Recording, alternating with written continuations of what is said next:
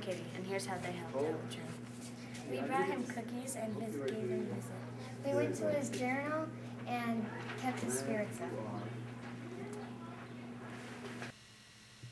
The 4th and 5th graders were buzzing yesterday at the return of Drew Wall from his surgery.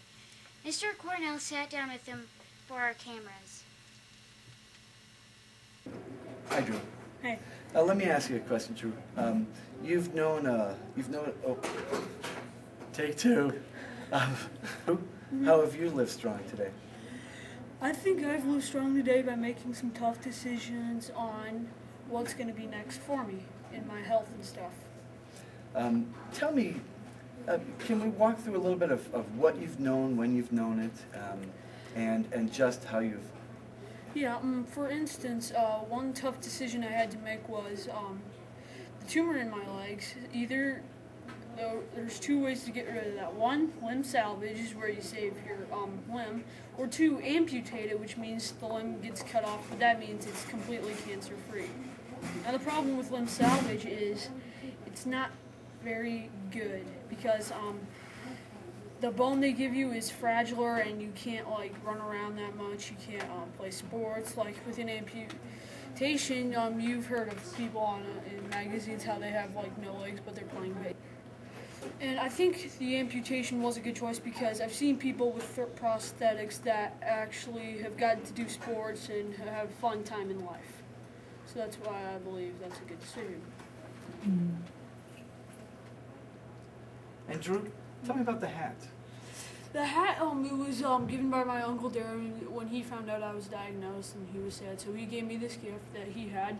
And it's interesting because what it says under it, it wasn't written really by himself, but a signature from Lance Armstrong, and above it, it says, 7th Tour de France doesn't happen without support. I would not be the champion without my mom, my dad, and the support of the foundation. And he has been an inspiration to you, hasn't Yes, he has.